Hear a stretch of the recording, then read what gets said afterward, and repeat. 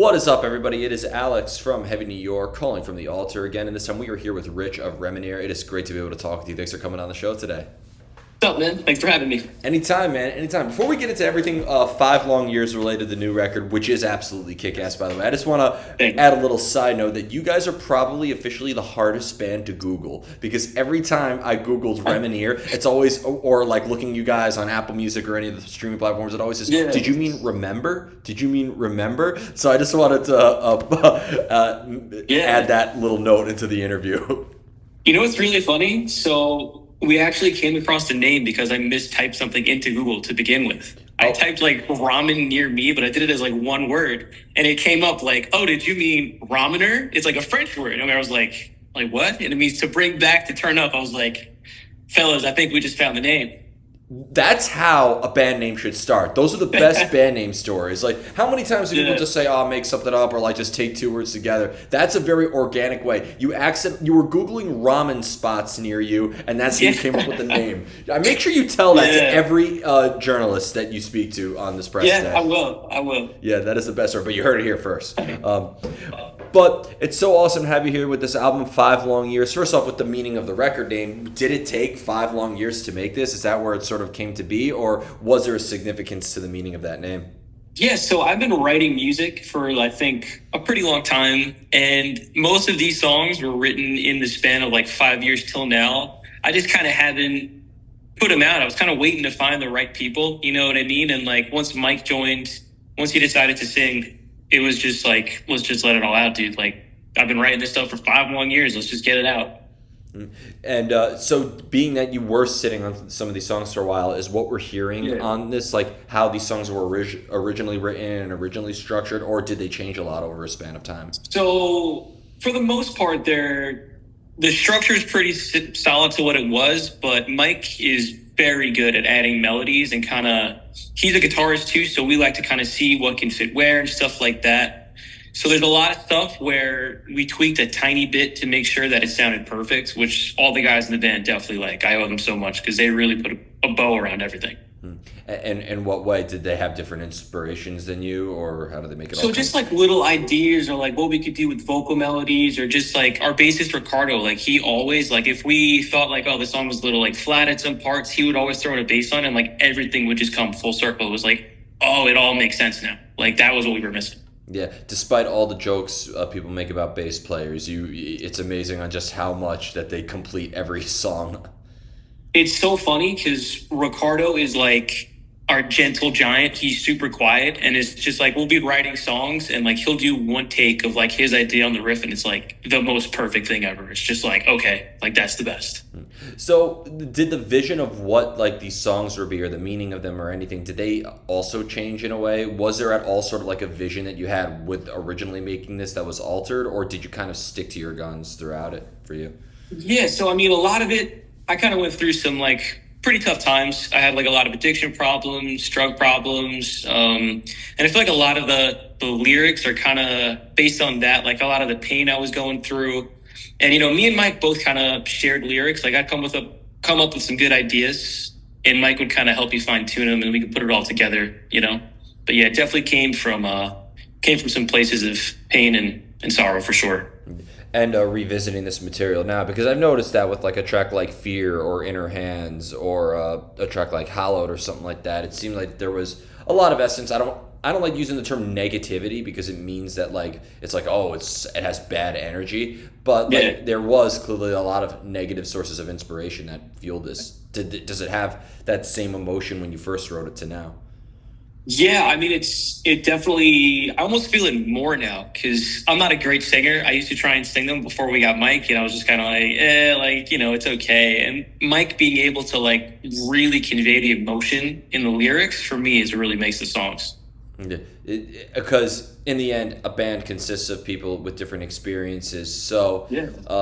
do you and Mike need to kind of like put yourselves in each other? Did Mike like almost need to put himself in your shoes in order to sing these songs correctly, if you will?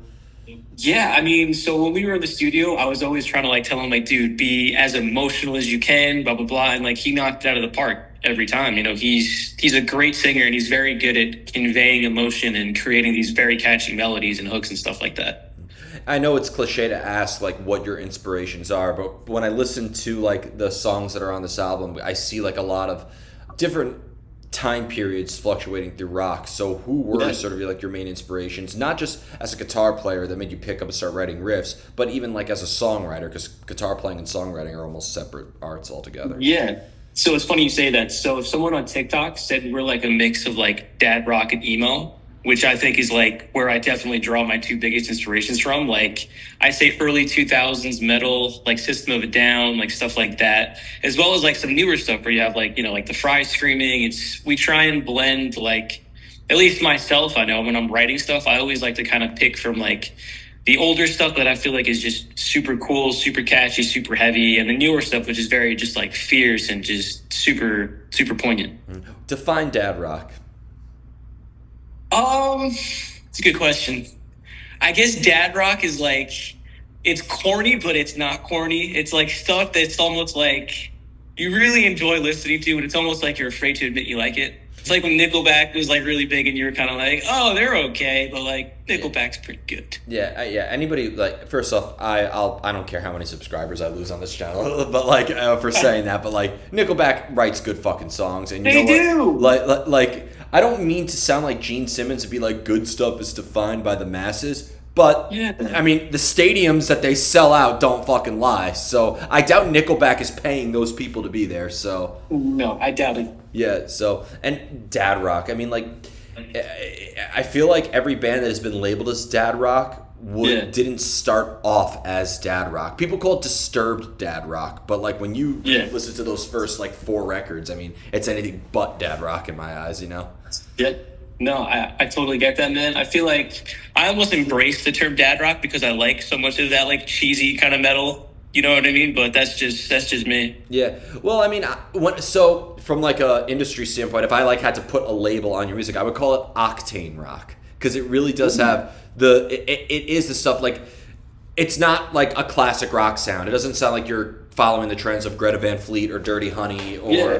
the Glorious Sons or any of those like old school rock bands, but like you guys aren't like, I wouldn't consider you guys hardcore heavy metal. Like I think you guys have like the sort of Disturbs or 3 Days Graces or sort of like Alter Bridge, Shinedown sort of aspect. Yeah, that's what we're going for, man. That's kind of our lane. We're trying to just stick in there. Yeah, so that's hence why I call it octane rock.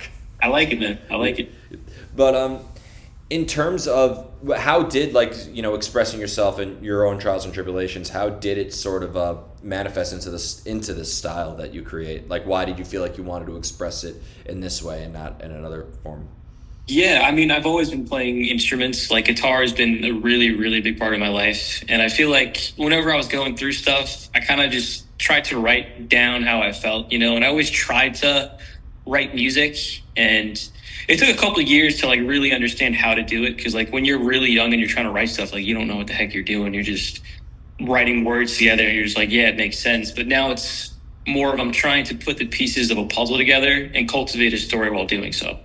In the future when you write new music, because it almost seemed like you were able to bring some closure with this album. So I know I'm probably asking this question very prematurely, but in the future for Remener, do you almost feel like you could see yourself writing from a different emotional headspace than you did now? And is that going to make a difference in your sound? So, I mean, we're actually in the process of writing new music. We plan on dropping new stuff in a couple of months just to kind of keep everything going, keep momentum going.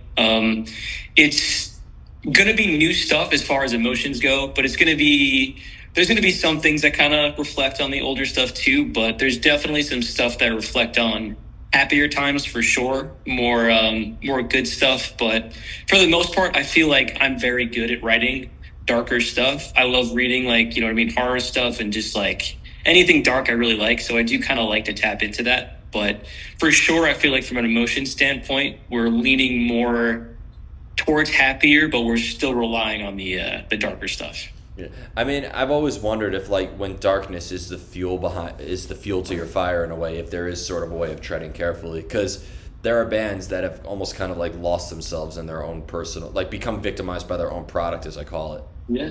No, for sure. I mean, you definitely don't want to, I mean, like me personally, like I definitely don't want to go back to doing like, or going through what I was going through. And like, I had a lot of shit happen to me in life. Sorry, I don't know if cursing's allowed or not, but a lot of stuff happened to me and it kind of helped me get it out. And I still like to kind of get it out because it is therapeutic to kind of talk about it and get it out. Yeah, but revisiting it too is almost kind of like a trauma, like expose, right? I mean, in a sense, yeah, but I think I'm over it now, and it definitely I think singing the songs and hearing the songs definitely helps. 100%. Yeah. Do you think that the songs develop new meaning as you play them more and more, though, as well? Yeah, I feel like it's for a lot of things too. I mean, everything we write, I mean, I know for me it's personal, but like for anyone who's listening, like whatever the song means to you, that's what counts. You know what I mean? Like there's so many songs where I've thought I heard something and it's said slightly differently, like lyrically, and like I've had this whole meaning of a song, and then I look at the lyrics and it's like a different thing entirely. It's almost like we create what we want to hear in the songs. And I think everyone should feel free to do that with our music and anything else they listen to.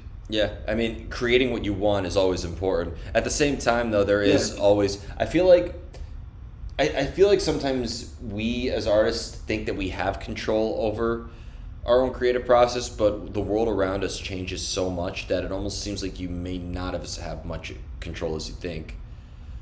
Yeah, that's true too. I feel like whenever the urge to write like strikes me, like I'll just do it. And like you're saying, it depends on an emotion, a moment, whatever's kind of happening. A lot of times, I'll just write it down. Or if I'm reflecting on something that happened, I'll write it. It's just whatever's kind of going on. I'll just try and write it down if I think it's a great idea. Do you believe inspiration is something you could go looking for, or do you just kind of have to let it strike you? So that's difficult. I feel like inspiration is really good, but it's something that you can't rely on for sure because if you just sit in there waiting for inspiration, it just might never come.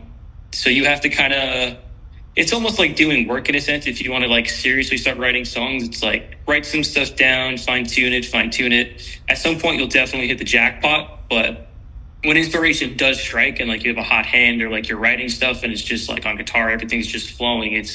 There's nothing like really being in like the zone with inspiration when you're trying to write something because it really comes out naturally. Oh, 100%. And yeah, I spoke with a tattoo artist who said that if she only tattooed when she was inspired, she wouldn't be paying her bills. So, Yeah, like, I feel like inspiration is always good, but you can't rely on it for everything. definitely not. Yeah. Yeah. Now, in terms, because when we started logging onto the Zoom, you were working on your electric kit right there, being the guitar player. So, you have a rhythmic background as well as a melodic background. Does maybe experimenting with multiple instruments influence the other? Yeah, so I'm not a good drummer. I kind of just picked it up recently, in an effort to kind of convey some ideas to the guys. And also it's kind of fun. Like it's just a lot of fun going crazy on drums. Yeah. I mean, to have to deal. I don't envy any drummer who has to tour and carry all that shit in with them. I mean, to set up a kit every single night, take it down, set it up every night, it's got to be excruciating at times. Yeah, so we just got this new rehearsal studio, and Brandon, who's our drummer, had to bring all his stuff like in and out, and it's just like so many stands, all the kit itself, you know what I mean, the shells, and it's just like everything weighs so much, all the cymbals. It's like as a guitarist, like most places will have like a cab I can use, so I'll just bring like a little amp head, my guitar, and it's like I'm done. Like that's it. That's sometimes all you need. The simplest. Yeah. I love all those hard times articles. Like Justin, a singer actually helps the load in the gear. Yeah, no, everyone helps out each other. I'm like, I always like to help out everyone as much as I can. I don't mind putting in extra work. So like, I'll volunteer to carry all the stands and stuff like that. It's a nice little workout too. So I'm just like, yeah, why not? It's fun.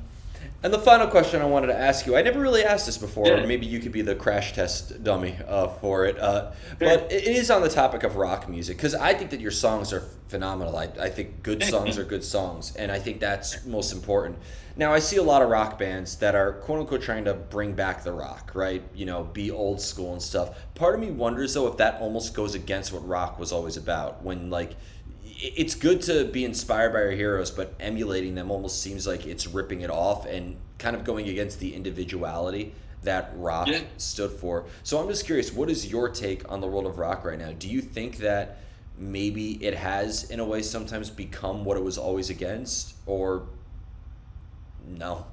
Really good question, dude. I mean, it's hard to say because there are bands who like it's almost they seem like I like Greta Van Fleet. They're super talented, but like it feels like a Led Zeppelin copy and paste almost. Where like there's nothing wrong with it, like it sounds great, but it's like to what you're saying, it is just kind of like it's not a lot of individuality in that.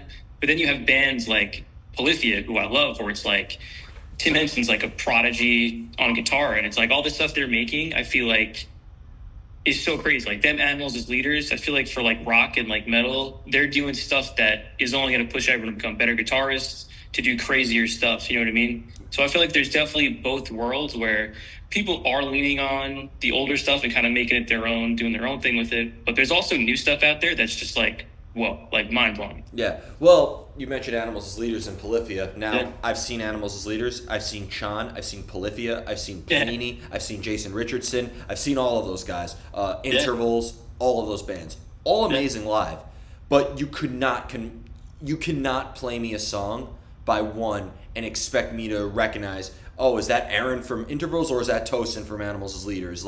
Or is that Mario from Chan? Yeah. Like, I feel like that there is sort of like a similarity aspect in there, almost like a trend in a way. And Yeah. I also want to say that just because something's original doesn't mean that it's necessarily good as well. Yeah, no, for sure, man. I feel like me personally, like I'm kind of a big guitar nerd, and like Animals Leaders and Polyphia are like two of my favorite bands. I think tone wise, I could probably tell them apart just from that. But I see what you're saying. Where like a lot of those bands, there's a lot of similarities for sure. Yeah, and it's like that in many genres, like death metal Yeah. fans. Like nobody, I don't believe when they say, "Oh, I love Cannibal Corpse, but I don't like Morbid Angel."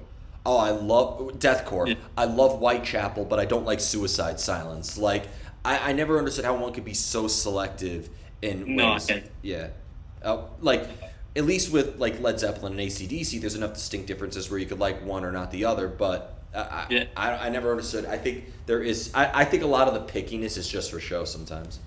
It's the metal market itself is just so oversaturated where it's like what you're saying, it's like there's so many bands that just sound like very similar, and it's like to hate one that sounds 95% like the other is just like why? It doesn't make any sense. Yeah, I mean, in the end, art is always ripping off of other artists. I mean, like Yeah. I never understood when people want to look. I get like you should be your own thing. You should strive to be yourself, but Sure.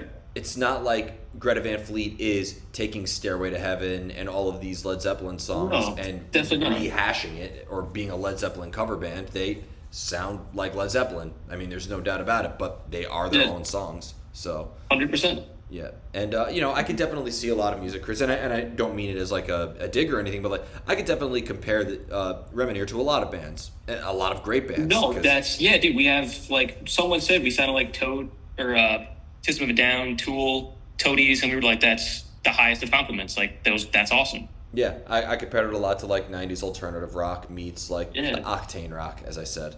Yeah, So I think in the end, originality doesn't always mean great, and copying doesn't always mean bad, but it can be. yeah, So. for sure. I agree, man. Yep. Well, congratulations on being the first that I ever asked that, because I wanted to ask it so well, but I was always worried that it Yeah. might be derogatory or almost kind of like challenging in a way. So thank you. No, for dude, you asked some good questions. Honestly, you made me think. I appreciate it. I'm notorious for Yeah. doing that. I am the journalist. All the publicists and everybody needs to start like putting like an asterisk, being like, "This is the guy who gives them all headaches." But Cool. I like it, man. before we go, I want to thank you so much for your time. Is there just anything Yeah. else with the release of 5 Long Years you'd like to promote in terms of upcoming shows, or what else we could be expecting for Remener? We're playing the Warehouse in Amityville October 13th. For the most part, we're kind of just writing music, hoping to get more followers. We'll probably hit the road sometime after we drop our next 2 singles, just to build up momentum. But yeah, thanks for having me, man. Appreciate it. Anytime, man. Everybody, we are here with Remener. Be sure to check out 5 Long Years. We'll see you next time on Heavy New York. Peace.